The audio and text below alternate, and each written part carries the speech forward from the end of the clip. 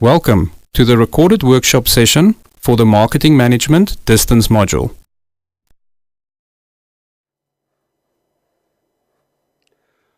Welcome to you all, and welcome to our first workshop of the BBA Marketing 5111W. My name is Tokmo Gwizo, and I will be the facilitator for this module. For this module, our prescribed textbook is by Kant, MC, and Van Heiden, which was written in 2010, published in 2010. It's called Marketing Management. The second edition, sorry, the next edition is the one by Kotler, P. and Armstrong, which is Principles of Management, 13th edition. Other resources that we need to use or we might have to use are the digital and web resources.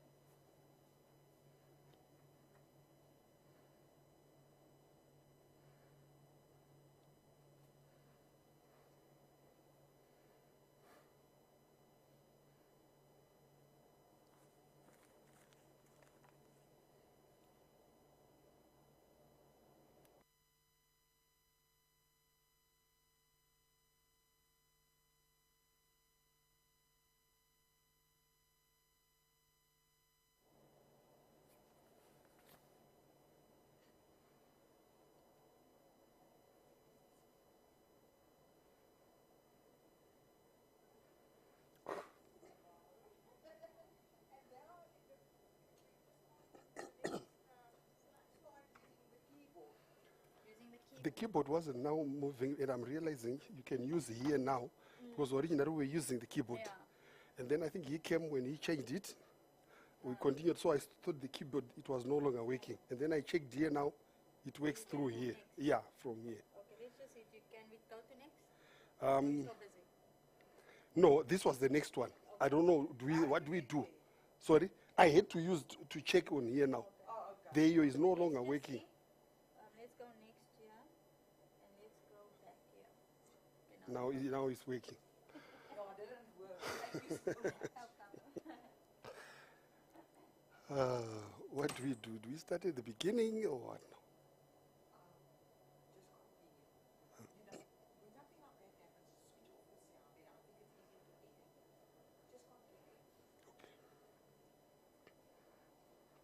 Okay, so the next part now we are going to deal with the module purpose. What is the purpose of this module? What are we trying to achieve? The purpose of this module is to provide students with an understanding of the theories, principles, processes, and concepts of marketing in a business environment. That is the purpose of the module, and that's what we must be able to get at the end of the session. The second thing we must also get is to understand the module outcomes. What are the outcomes that we are looking forward to achieving? In this case, for this unit, we are going to be, for this module, we are going to be having 3 outcomes. The first outcome is that we must be able to demonstrate knowledge and understanding of the concepts, principles, and practices of marketing. The second one is we must be able to apply marketing concepts and principles to any given scenario you are faced with within the business environment. The last one is we must be able to demonstrate understanding of the relationship between the marketing function and other business functions. Within the business environment, there are so many different functions that you find, and hence we want to be able to find where marketing fits within that business environment. Okay, and then the learning unit 1 deals with the world of marketing. And we are saying, what is the world of marketing? Why is marketing so central to the world? In what way does it help us to understand the background of marketing. And hence, out of the first learning unit, we have got a number of objectives that we must be able to go through. And the first one is that we must be, at the end of the day, be able to define what marketing is. So having gone through the unit, we must be able to define marketing. What is marketing? Secondly, we must be able to explain the concept of exchange. When an exchange process takes place, what happens, what is happening, right? We must be able to explain that. Thirdly, we must be able to describe the marketing activities. What are the activities that are found within the marketing, field? And then fourthly, we must be able to discuss the four main marketing orientations. What has been the evolution of marketing? What has been happening? So we need to be able to discuss those orientations. We must also be able to explain the marketing processes that are found within marketing. And then lastly, what we must be able to do within the world of marketing as an objective is to be able to discuss the marketing function in an organization. What role does marketing play within the organization? We are going to look at the preface. The preface of the marketing world or the business world is that the world is ever changing. There is a lot of turmoil that is found within the business world. There is a lot of different things coming in and going out, ups and downs within the business environment. And this has been so in the past years within the business world in any country. What we also must be able to do is we must be able to then understand to say, if this is what is happening, which is unusual within the business environment, how does marketers be able to adapt to these changes? Things that they are not used to, what do they do? What must they do to be able to adapt and move on, within the changes and be able to survive, in the midst of all these changes? And then secondly, we must also be able to understand that marketing as a discipline, it must continuously be able to revive itself and evolve, through all these difficult times, through all these ups and downs, through all these changes, and make sure that it remains relevant. If within the marketing field, the marketer fails to adapt and to evolve, to be able to revive himself, they are not going to remain competitive. Neither are they going to remain at the cutting edge, right? We also need to be able to understand that within the environment, there are certain things that we need. And in most cases, what we need for us to be able to see that there are changes that are happening within the market environment, we need information. Information becomes our benchmark to say things are changing. And for us to be able to solve whatever is going on, information becomes vital. It is vital because that's the one that alerts us that there are changes within the environment. It is also the information that we are going to use as a solution to the problems that are ongoing.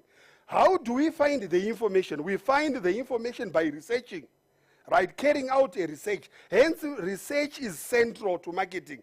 The bulk of the information that is available is found through what? Research.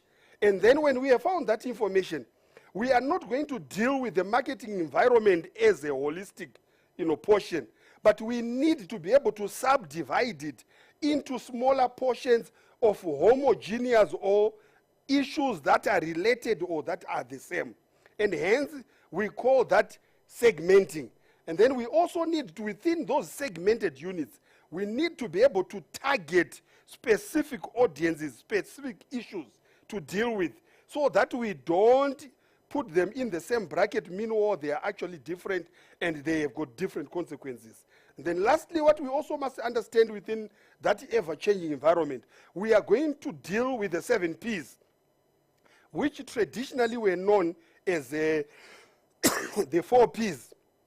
But through the changes that have been happening, these have been added, and we now have 7 of them. We are also going to look at the 4 management functions, which are central to any marketing, any management, any business environment. We use them for planning, we use them for coordinating, we use them for leading, And lastly, we also use them for controlling or evaluation of whatever is going on within the business environment. We now are going to look at the introduction of Learning Unit 1, the world of marketing. What we need to be able to understand there is that marketing contributes to the achievements of fundamental objectives of most businesses, right? Marketing is central to all the fundamental objectives of business. And it is, what are those fundamental objectives? Every business is in a business for it wants to be able to make a profit. Hence, marketing actually helps for profitability, to make sure that you continue to make money that the business wants if it is going to remain relevant. Secondly, also, we need to be able, marketing is very central to making sure that the business is able to survive a long, a long time, that the business is going to be in business for a long time. So survival becomes central, and marketing has got a serious and central part to play if a business is going to be able to survive the conditions from where it's operating. And then lastly, we also need to understand that marketing is important for the growth of the business. You don't start a business small and expect it to remain like that forever. You want it to grow. And hence, for it to grow, you are going to be using what the marketing principles, marketing concepts, marketing processes that we referred to at the beginning for the business to what? To grow. Secondly, we need to be able to access current and future needs and wants of customers, right? These are the ones that are going to be able to make us understand how we need to satisfy them, how we need to give them solutions. If we don't understand the needs and the wants of the customers who are central to us, then we are going to be actually losing it. And how do we do that? We do that by through distribution of our what? Our products that we are having. We also do that through managing our product offering. How do we manage our product offering? Our products have got certain benefits. They have got certain, features which are actually demanded by our consumers. And hence, we need to be able to manage that to make sure that the product continues to offer the relevant and the necessary benefits and features that are being demanded by the consumers. We also do that by advertising. We need to be able to advertise advertising that is actually central to the needs and wants of the consumers. And how we advertise that, we are going to advertise things that are genuine without overstating and without understating what the product can do. So we cannot overemphasize to say this product can do A, B, C, D, meanwhile it can't do that. So our advertising must be within frame, within line of what is required. And then we are also supposed to be able to determine prices that can go on with the product, that the company is going to be able to remain viable. It's also going to be able to grow. It's also going to be able to what? To remain relevant in terms of its survival. And then we also need to be able to what? To come up with policies. Policies that we can actually use within the business frame, to make sure that our company goes from strength to strength. And then lastly, on the introduction, we also need to be able to look at that, to look and understand that half of the expenses in an organization are associated with marketing, right? So you find that within an environment, a business environment, you will find that half of their expenses will actually go towards what? Will actually go towards the expenses that are related to marketing. Why? As we have already said, in the above, we need to be able to distribute our products. That involves money. We need to be able to advertise. That costs a lot of money. We need to be able to, improve our product offering. That, involves a lot of money. So hence we are saying the bottom line is that half of the expenses of the organization in most cases actually goes to what? To marketing. If they want the organization to remain viable, to survive, to be profitable, and to continue to grow. We then look at now marketing. Marketing is about research. Marketing is about product development. Marketing is about packaging. Marketing is about transportation. Marketing is about storage, advertising, And it also involves what? Sales expenses. So you can see what we were saying on the introduction, that half of the expenses that go through a business environment actually goes towards it, because there are so many stages, so many processes, so many concepts that have to be dealt with within the marketing department. And then we're also saying that within marketing, there is a lot of involvement in terms of what?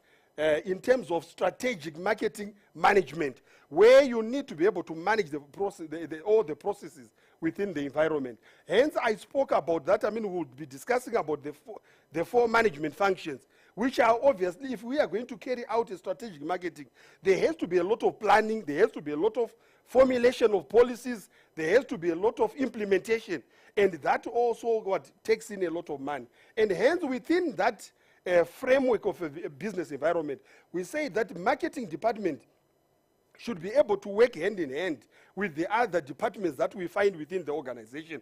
And hence, synergies must be created where they are able to work hand in hand for the common good of the organization. Because all these departments within the same organization are not competing, but they are working hand in hand to make sure that, I mean, each effort of every department, it actually builds to the total overall of the organization. And hence, that is very important within the marketing frame. And then there has to be a lot of close cooperation between marketing and the other various departments within the business environment. We now also need to be able to understand what is the nature of marketing. The nature of marketing. What is marketing? A lot of people then go and ask a lot of questions. They say, now with all this introduction, the preface we have spoken about, somebody then sits and says, now what is actually marketing? How can then you do it? Because one can say, no, marketing maybe involves packaging, marketing involves, I mean, storage, transportation, product development. Then it becomes a very huge space, a very big area. But now one says, no, but in short, what is marketing? Now, there are varied perceptions that we normally find within the different, areas and different views, perceptions, and opinions. Some people say marketing is about personal selling. Some say it is advertising, and some come up with a lot of different perceptions. But in short, marketing actually involves all of them. So it is all these different areas, different processes, different concepts that have to be done that will actually add up together to give us what marketing is. Right. Now, there are two marketing viewpoints.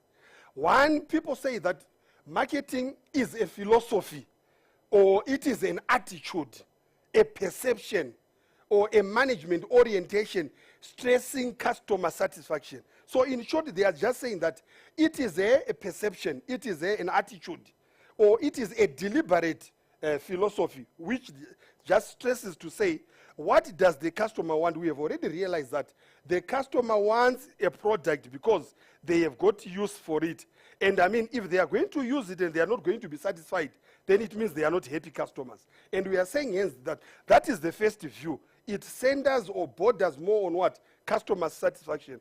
It doesn't matter whether they expense, but we must understand if the end result is just only going to be customer satisfaction without looking at the other areas. Remember, we said that marketing actually involves a lot of activities and hence takes half of the expenses within an organization. But if our bottom line is just to satisfy guests and we give them products that are of very high quality and what they are paying for, the price is very low, it might not work. So we need to understand, but that's the view of other people.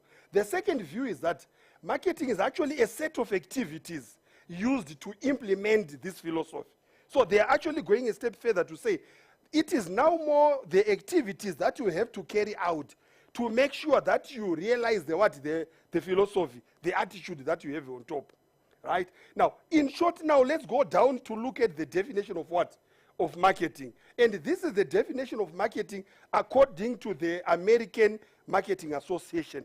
It says that marketing is the process of planning and executing the conception, pricing, marketing, communication, and distribution of ideas, products, and services to create exchanges that satisfy individual and organizational what goals. So if you look at this statement, it's a pregnant statement, full of meaning. There are so many things. It actually embraces everything that we have spoken of. You can see that within that definition, there is part of the management functions, that of planning and executing is found within the definition. You also need that, you need to be able to what? To come up with a conception. You have to come up with ideas to create something from nothing. That's a lot of planning, that's a lot of organizing as well. And you also need to be able to do a lot of pricing. If your price for the product is going to make sure that the product remains in demand. So your price must be in terms of value and also the features and benefits the product can give. You see that within marketing, there has to be a lot of communication. You have to communicate different aspects of the products, what the product can do, what they cannot do, you know, what they encompass, what are their features, what are their, benefits, what benefits do you get from those products.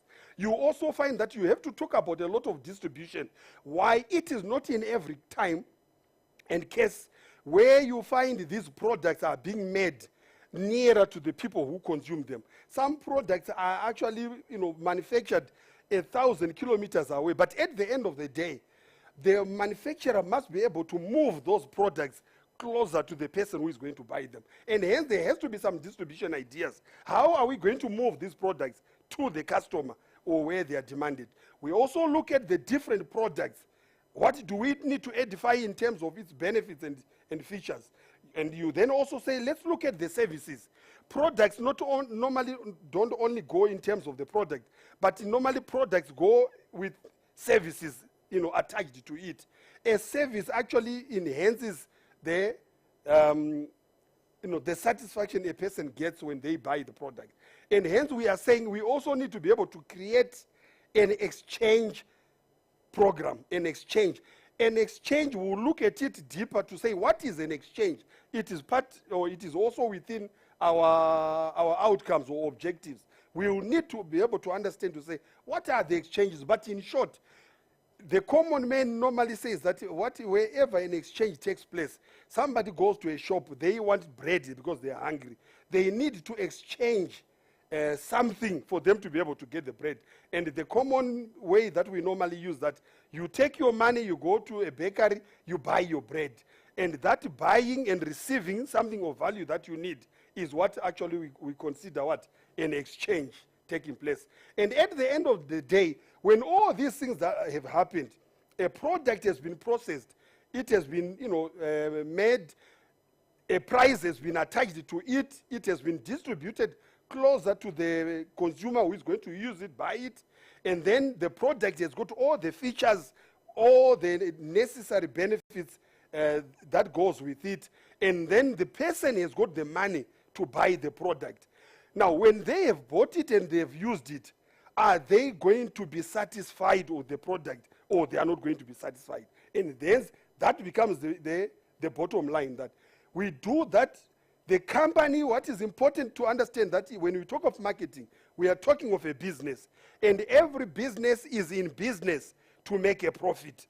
A business will not be in business if their sole aim is to make a profit. But they must be in business to make a profit after they have produced a product that has got the necessary features and benefits to the consumer, and then to make sure that if they are going to be able to remain relevant within the business environment, to be able to grow, to survive what is going on, to be profitable, they need to make sure that their product is also of quality and it offers the relevant value the customer is looking forward for, and the customer at the end of the day is going to be made satisfied. And that is very important.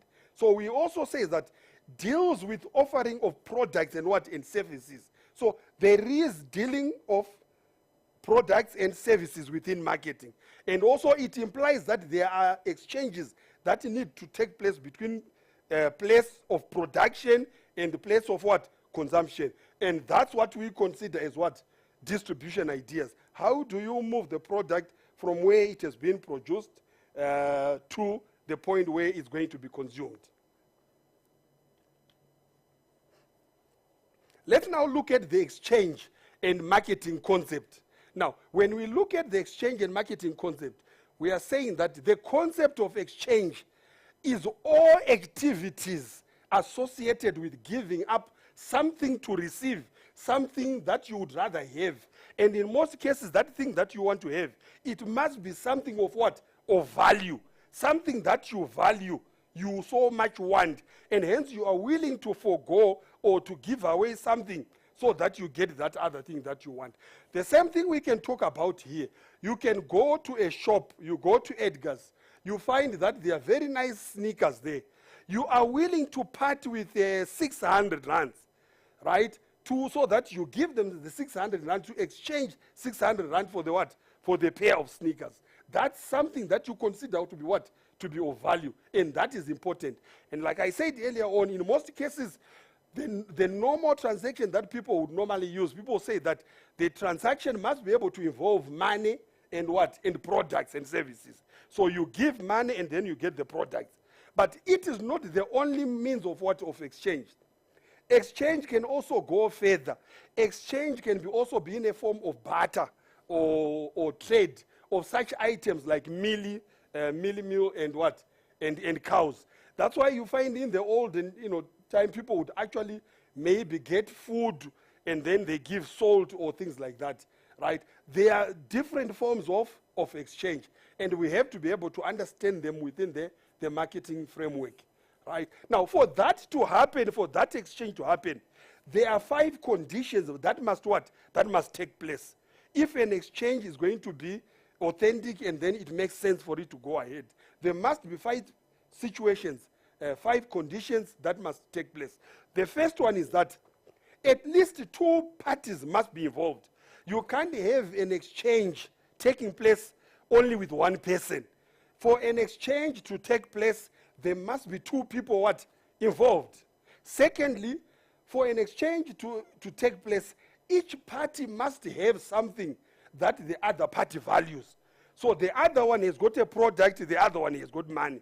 The one with the product is looking for money. The one with money is looking for the what? For the product. Hence, there are 2 people. Each has got what the other person what? Wants.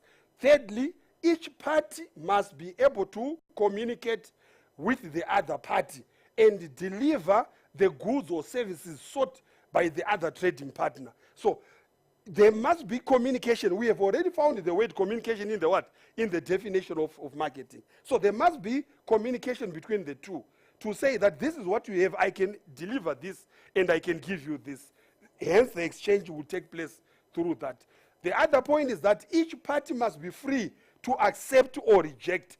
You must not be forced to exchange what you don't want. You must be free to accept or reject the other person's offer. If they offer you to say, no, I'm selling a loaf of bread, I'm selling it for 20 rand, you are not forced. You can turn around and say, no, I want in as much I want it, but in this case it's too expensive, so I'm not taking it. So you must be free to accept or reject the offer, right? That's the condition that must be there for the exchange to take place. And then there must also be, each party must want to deal with the other party. You must be able to choose who you want to deal with. You are not going to be forced to say, deal with anyone else. It's an open business transaction. You deal with the person that you want to deal with. Right? Now, also outside these 5 conditions, there are also other conditions that normally are considered for an exchange to take place. The first one is that it should be possible to happen. So whatever the change process that you want to go ahead with, it must be in a state that it is possible to what? To happen. You can't go and say that, no, I'm going to sell you a mountain. Meanwhile, it's not possible and you don't own it. So whatever you want to sell, whatever you want to exchange, it must be in a state that it is possible to happen. And then the other part is that the need to reach an agreement.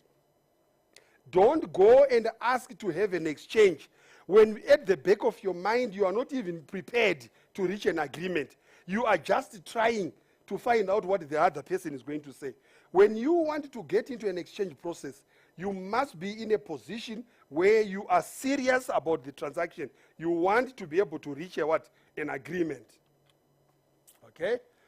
Now, having said that, we will realize that when we talk about marketing, when we talk about the exchange processes, we realize that there are gaps that actually happen. Why do these gaps happen? These gaps happen because certain things are going to come at a certain point. Why? Because we have said that it is not always a case where the person who is producing the product is exactly at the point where the person who wants to consume the product is. They could be at a different point. And hence, because of that, they are not at the same location or within the same territory. A gap has already been created. Why? There is distance between the two. So those are some of the things that we now want to look at. And we are saying that the point of production is not usually the point of what? Of consumption. There are different points. And hence, there is already a gap. And then secondly, also, gaps are created between core marketing aspects, right? Gaps are created between core marketing aspects. There are certain things that must happen within marketing to happen. And if those don't happen as they should, a gap is already what? Created. It can be between time, a gap that involves time. It can also be a gap that involves what? Information. So it's something, a gap that is created between the core marketing aspects. And we are saying now, there is a circle that happens. How does the circle happen? The circle happens in this way. We are saying that at the beginning, we have got a situation where we do have consumers. These consumers have got needs, wants, and demands, right? They know exactly what they want, right? But at the same time, what they then do is, they know what they want, but they don't have the products, and hence they want to look for the what? For the product. They therefore go and look for somebody with a product, right? The person with the product would actually therefore go and get the products and, you know, use the product for their purpose. Now, when they have bought the products, what must then happen is there must be an element of finding value in the products. And when you find the value in the products, you are therefore going to be satisfied. And you find the products as of what? Of quality. And then the circle goes on. If that happens, you have got a need. You find a product that you like, and you can see that within that product or that product, it is of value, and it's going to satisfy you, and it is of quality. What you are now willing to go ahead and have a what? An exchange transaction. And by having an exchange transaction, you are going to build a what? A relationship. And therefore, we are saying at that level, we need to understand this. This is the concept of what? Of marketing. We have already seen that marketing means that within marketing, we said, it is a process, right? It is a process whereby someone has got needs and wants and demands. And then they need these demands to be what? To be met. For them to be met, they must be able to find the products that they need. And the products must be of value and quality and be able to satisfy them. When they are satisfied with the products, it creates an exchange transaction. And not only a creation of transaction at the end of the day, there is also going to be built a relationship where you know that when you need certain products, you go back to the same people over and over for the same products. Why? You are now happy that they are able to provide you with the necessary what?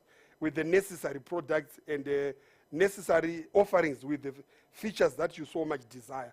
And we are also saying that transport of the product is very important. You have to be able, for you to understand where the product is, if it is of quality, if it can meet your needs, you must be able to understand where is the product. Why? At the end of the day, you need to be able to transport it closer to the consumer who is going to buy it. And you also need to be able to understand that not only does the manufacturer able to provide the products nearer to you, but they must be able to provide the product in the color and range and size that you so much what? Desire. It does not mean anything. You wear a shoe size 8, and then a manufacturer says, no, I've got a size 10. It is bigger, but if you put, some cotton wool in front, you'll be able to use it. It does not help because in as much they've got something available, but that's not the color, size, and range that you want, that you require. And hence, that is important in the context of what? Of marketing. Okay? You will also find that, hence having said that, we then come to find 5 types of gaps that arise within the marketing framework. Right? The first gap we have already identified. We say that a producer is not at the same point with the consumer. And hence we find that that's what we call the space gap.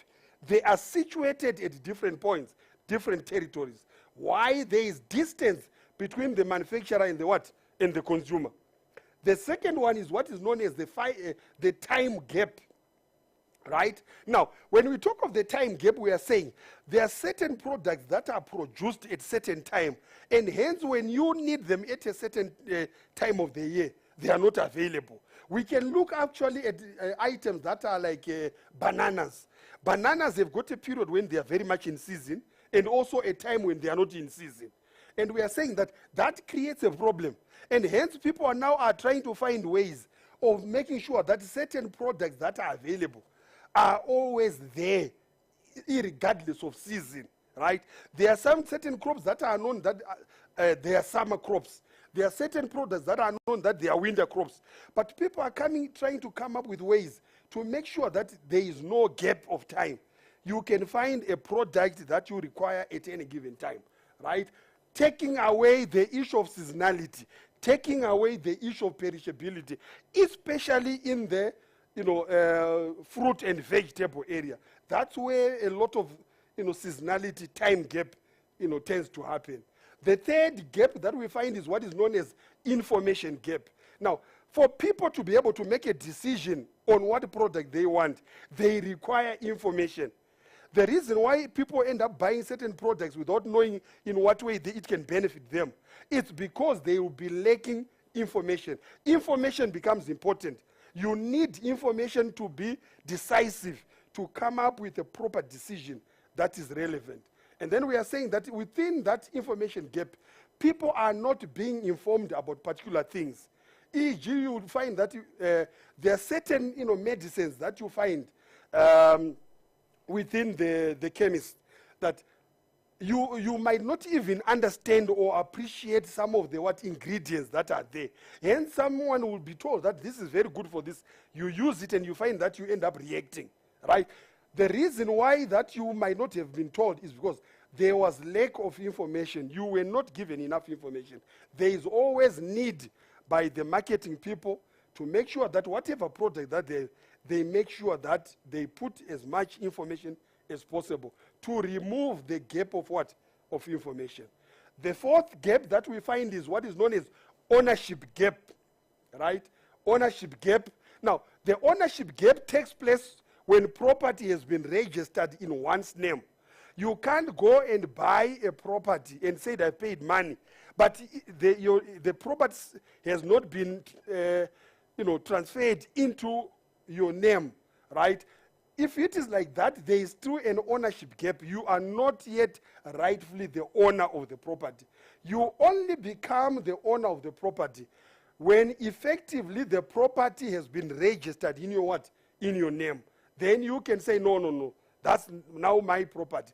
And in most cases, you also require financial money from the bank for you to be able to finance that process, so that the product or property ends up being fully yours, registered in your name, and you would have also paid your money.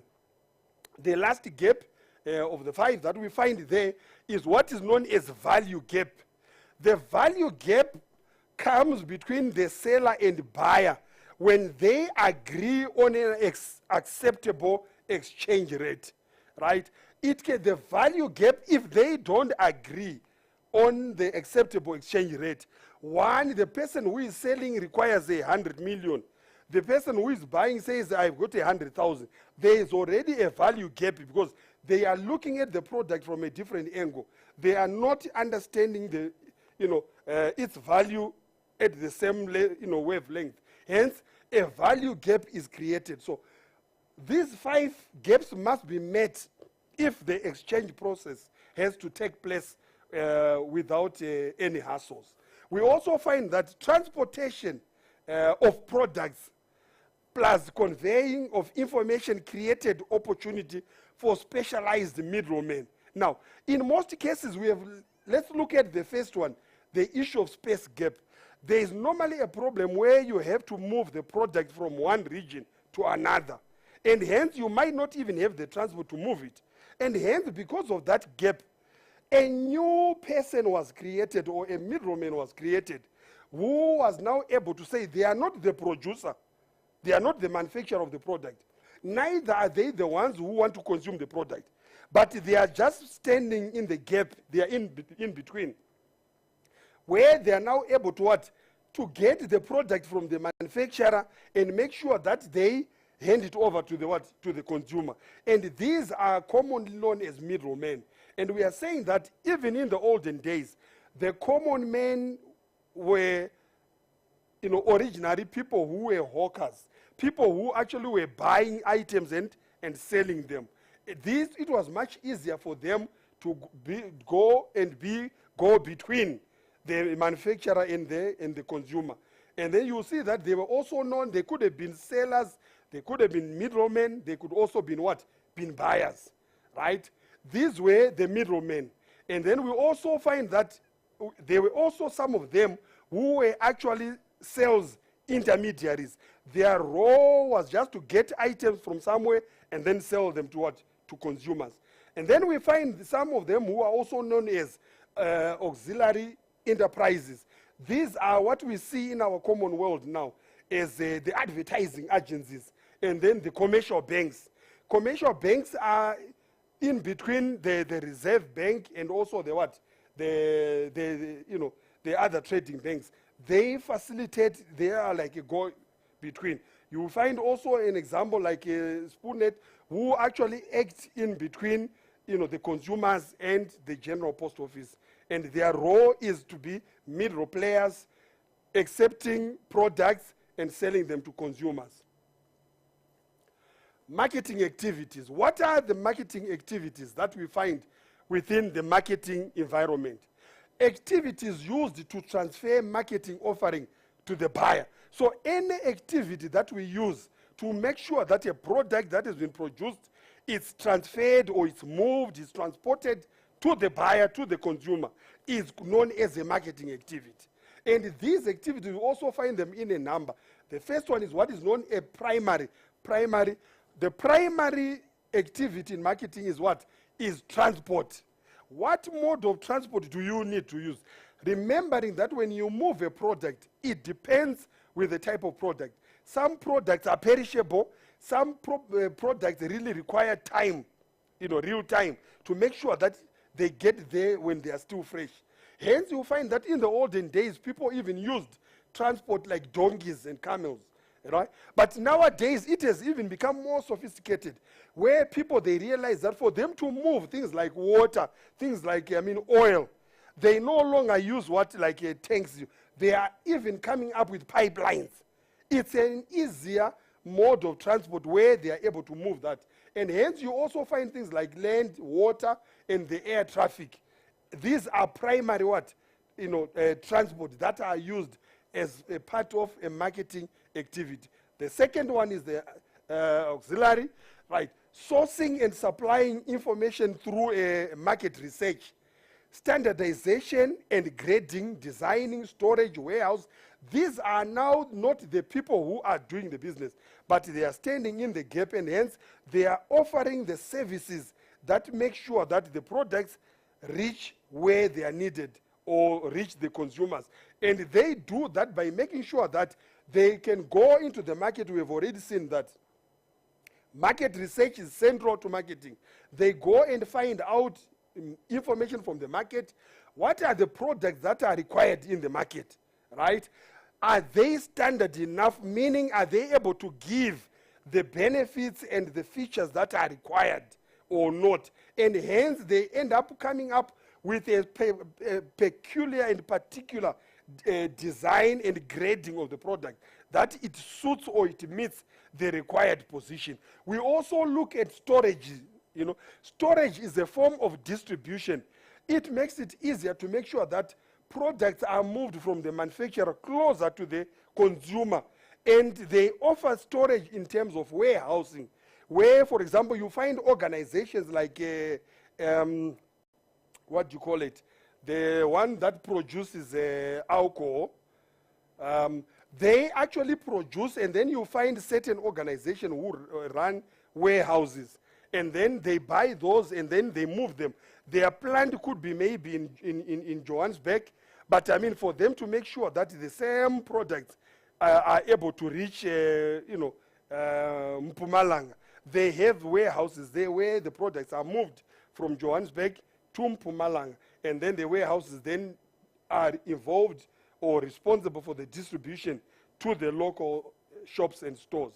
And then some of them even go and deal with issues of what? Of financing, coming up with finance structures that are required within the market to run the different businesses, and even go to a point of taking all the risk that is ongoing within that area to make sure that the processes are able to be carried out and they continue to go on.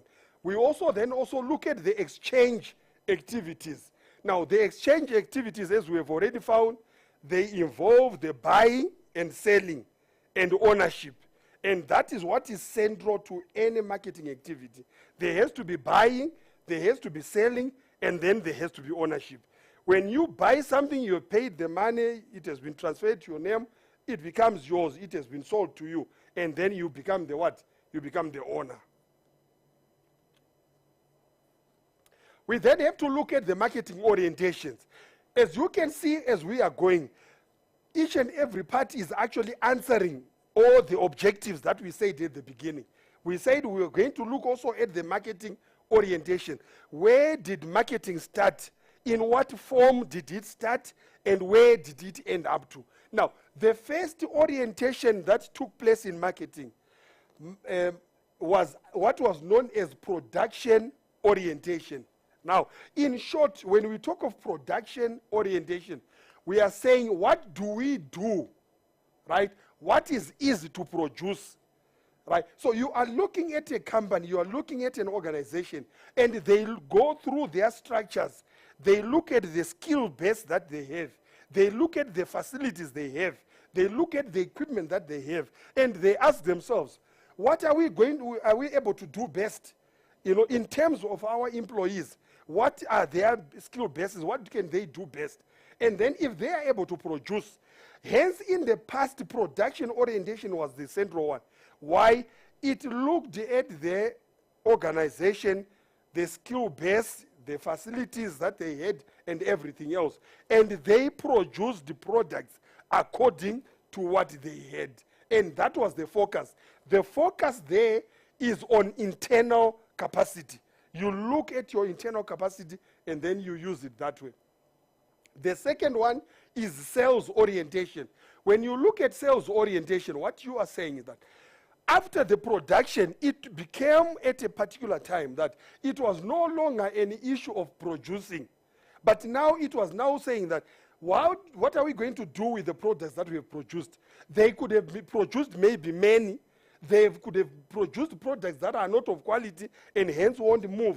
So the point was now, what are we going to do with these products that we have? So the point now came to say, let's now sell the products. And hence the emphasis there was now on sales. Let's sell and sell and sell. And hence, focuses on sales alone. Premise is people will buy more products. If aggressive, sales techniques are employed, the more you sell, people will buy more. So the emphasis now was on selling and selling and selling. The disadvantage, it lacks the understanding of the needs of what? Of people. Why? Because you are just coming up to a position where you say, because we have produced, we just have to employ aggressive marketing. Hence our products must go. Without even looking at the needs and wants of the consumer. What do they want? Do they really need these products that you are producing? Okay? The third orientation is actually what is known as the market. In most cases, this is more the central. That's the one that gives the reality of what is happening within the market field. Right? The need of the market orientation is for reliable information. Market orientation centers on research. You research within the market. What do people want? What is lacking? What can we produce? How are we able to produce it? How are we going to distribute it? What are we going to charge?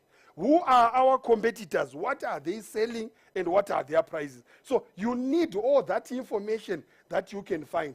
And it extends from selling to what aggressive sales force. You come up with people who know what they are selling. Now, and this is what is now commonly known also as pure market concept, where the market is an open, environment where anyone is able to go in with their products and sell their products. Marketing lies in three basic principles. We do have the consumer orientation, we also have the profit orientation, and then the organizational integration. So we are saying that's why we are saying the market orientation is more all-encompassing. It brings in the consumer. What does the consumer want, and everything that goes with the consumer. It also brings in the issue of profit orientation. I said earlier on, every organization is in a business because they want to make a profit. Hence, that becomes central. And then finally, the organizational integration. To be able to integrate the whole organization and produce things according to what is within the organizational framework. So we look at the consumer orientation. It focuses and indicates more on the marketing actions.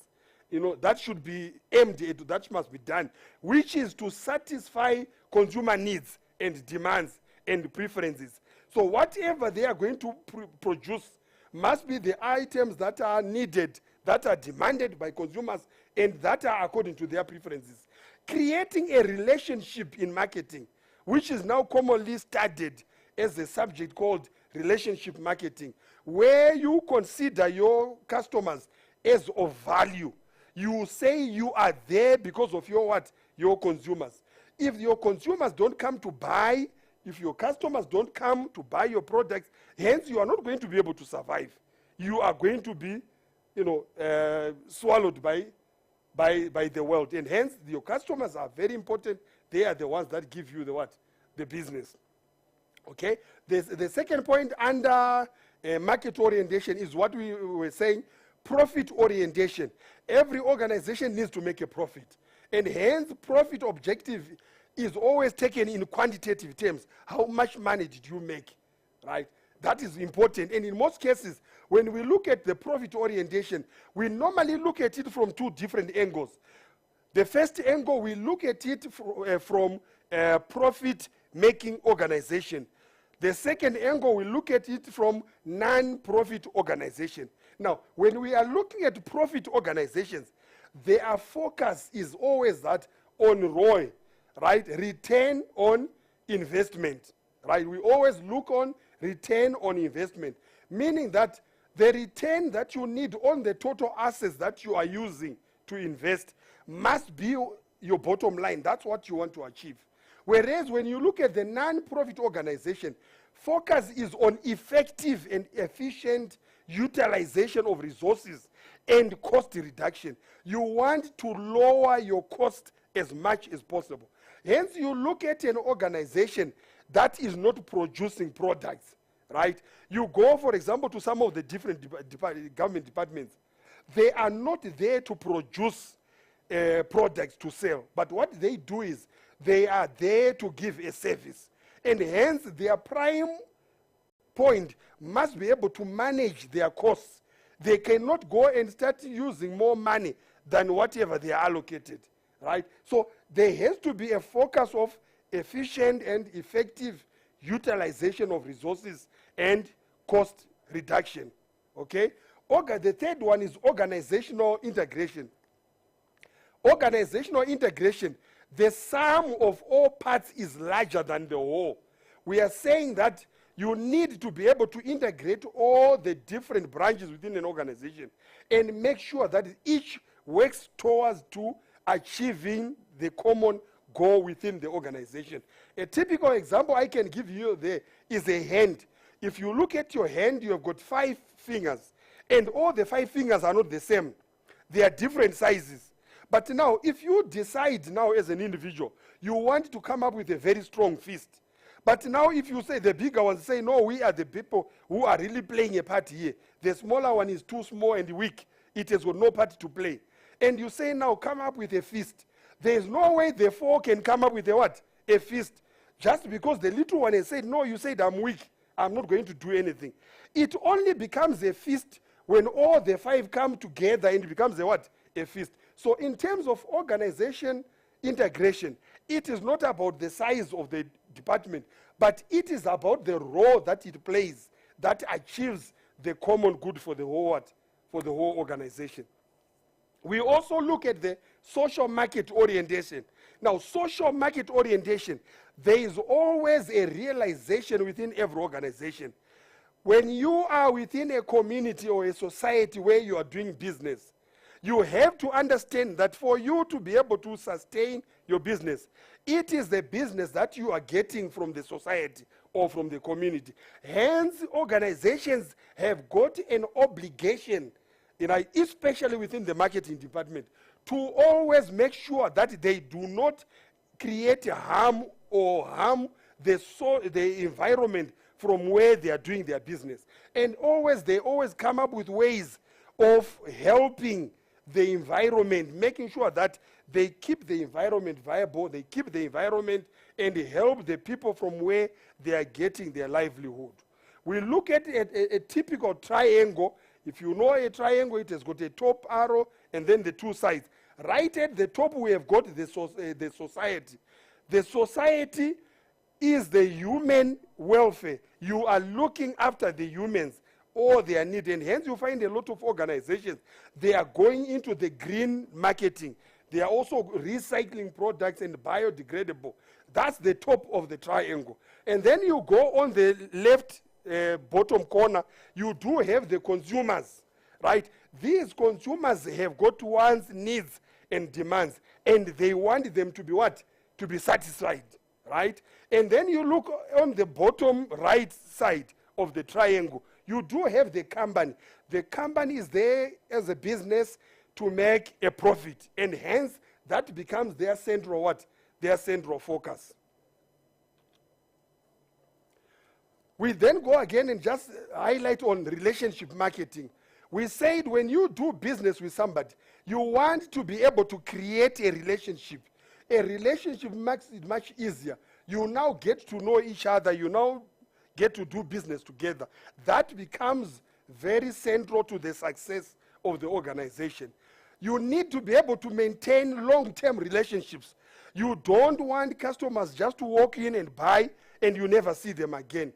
But you want them to be able to walk in, and then from that day, you know any other time they require any product, they are not going to go anywhere else. They are just going to come to your what? To your organization and get all the what? All the products. And that is very important. And we are saying there is that need to create a what? A relationship, right? And we are saying that these relationships can be created by what? By governments, organizations, the public, suppliers of raw materials.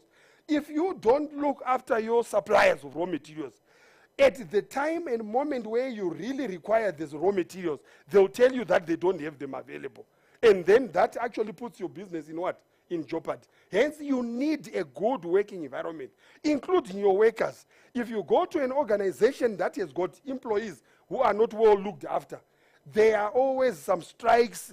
They are always up in arms about what is the conditions of service and working. So you need to make sure that that relationship is cultivated. Everyone is happy, as that is very crucial for the growth and survival of the what?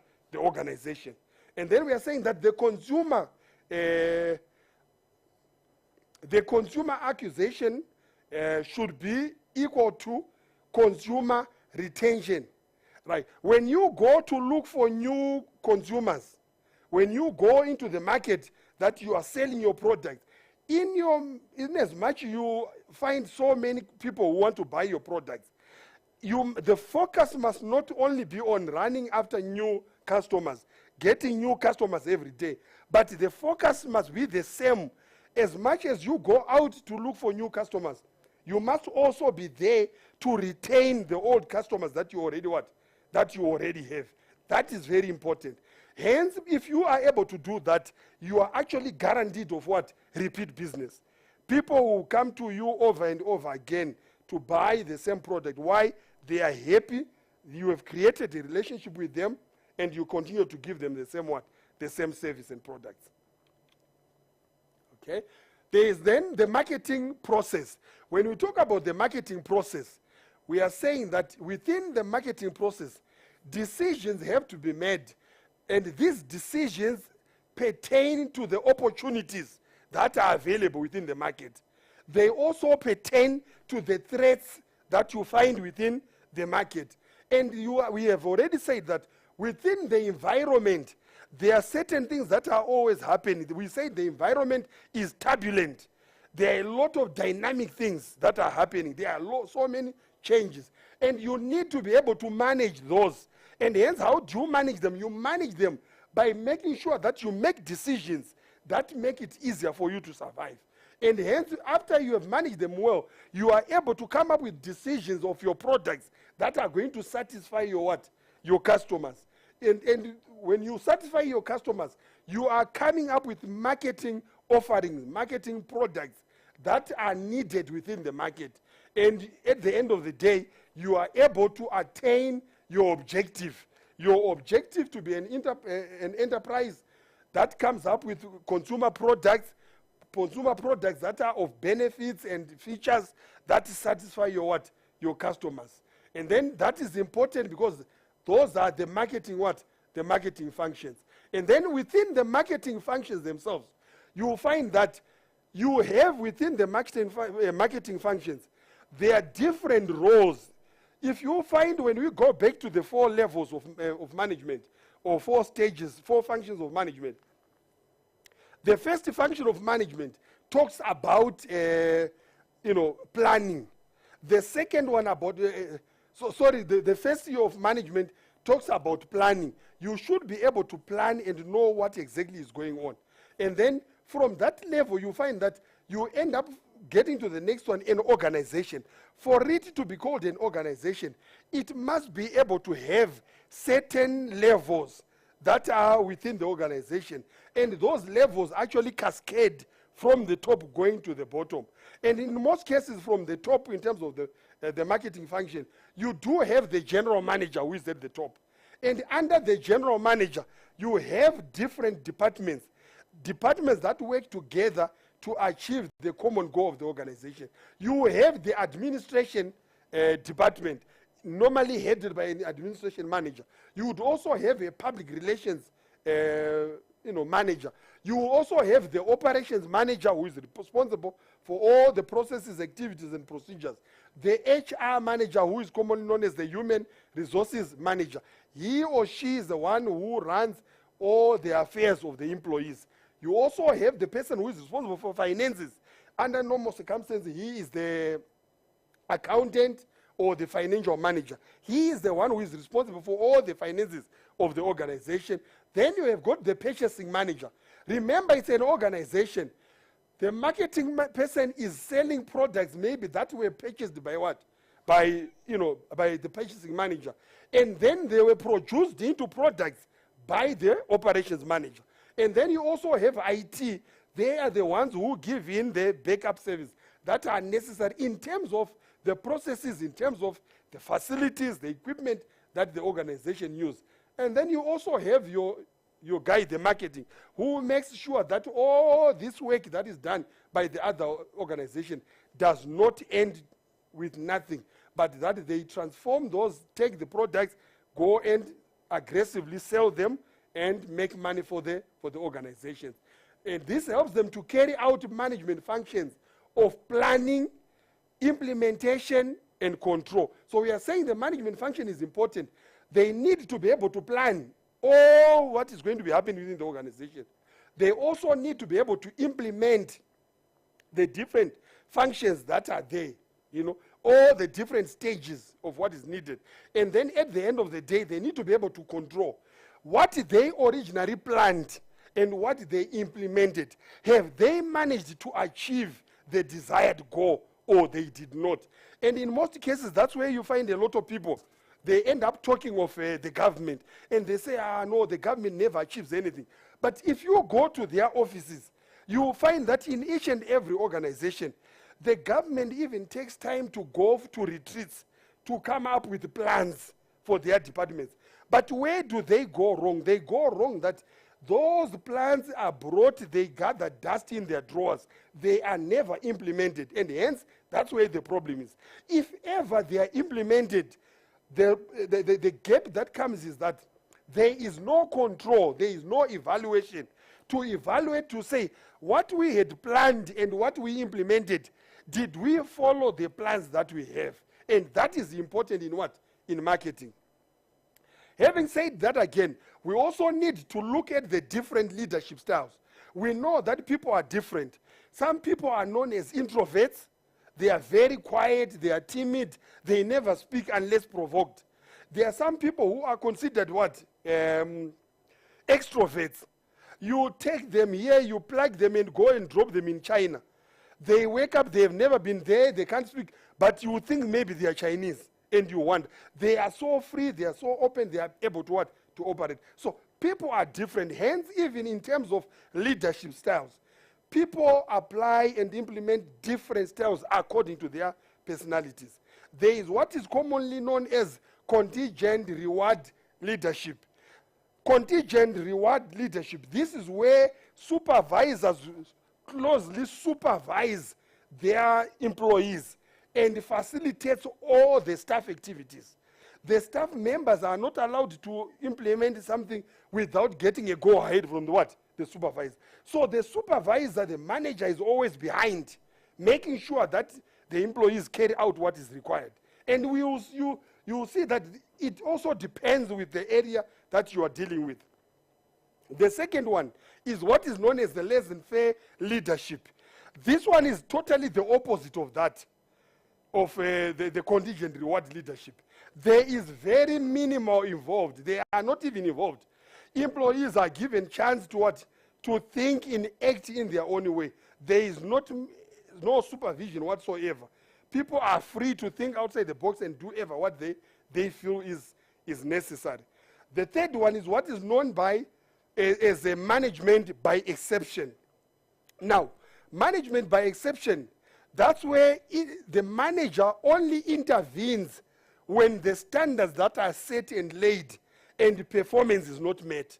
Employees are working and they don't do well. What then the employee does, the supervisor or the manager does is, he will then intervene and say, no, you did not achieve this. By now you were supposed to be at this stage. So they come in only by exception when need be. That's when they intervene in what goes on. The fourth leadership style is what is known as transformational leadership. Now, with transformational leadership, you are looking at the managers who actually inspire their employees. They have got that charisma. They show their employees the way, and they lead from the front. Employees follow their leaders. They are able to change things. They transform, they come up with new things and new ways of doing things. And we are saying that within an organization or within the marketing department, there has to be a marketing what? Process. And that you can find that from the marketing process, from looking at the marketing functions where you have got you. When you now go to the marketing department, within the marketing department, there has to be what are commonly known as SBUs. These are, small business units that are created within a department. For example, when you look at the SBUs, small business units within marketing, you will find that the marketing department will then be divided into so many different areas. You will find one area they could be responsible for research, another department is responsible for brands, another department is responsible for sales, another one is responsible for PR, another one is responsible for general marketing. So these are small business units with different tasks to be done, but at the end of the day, the common goal is exactly the same. The final thing is that there has to be a differentiation between strategic marketing and marketing management. What is the difference between strategic marketing and marketing management? Now, when you talk of marketing management, we have already seen you are doing certain things to achieve certain goals, right? You have to be able to study the needs, wants, and preferences of your consumers. And then you are able to come up with products that will satisfy those needs. And you are not only coming up with those products that satisfy, but you must be able to do that at a profit, and at the same time, after the profit, you must be able to satisfy their needs and create a relationship. Whereas when you talk of strategic marketing now, you are not talking of today. You are looking at what happened yesterday, what is happening today, and you try and look into the future. What future do you need? Hence, within strategic marketing, there is more of a vision where you are looking forward to say, this is what we want the future to be. And whatever plans you are going to come up with, and whatever path or course you are going to take, is going to be directed to achieving that common goal of what you want to achieve within a specific time. In simple, you will find that if somebody, a student, is in at primary school in grade 7, if they make it within their mind to say, when I grow up, I want to be a medical doctor. Hence, what they are going to do from then must be within that course, that direction of wanting to attain to be a medical doctor. They are going to study modules that will relate to that field. You cannot find the person who wants to be a medical doctor and say, no, I'll be studying history, that's my major. It will be off course. You have to follow programs that are going to make sure that you attain what you want to achieve. So strategic marketing, you are strategizing what you want to achieve within the marketing department, but it is more futuristic. That's where you are going, that's what you want to achieve.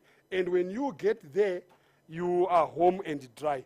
This is where we are going to end up for the first unit. As you will see, we started from a distance, and what happened here was we were trying to explain and come up with all the different objectives of the department, and I think we have managed to go through them. We were able to define marketing. We were able to explain the concept of exchange. We were able to describe the different marketing activities, discuss the 4 marketing orientations. We were able to explain, lastly, the marketing process and discuss the difference between the marketing function within an organization. Thank you so much. We'll see you in the next unit.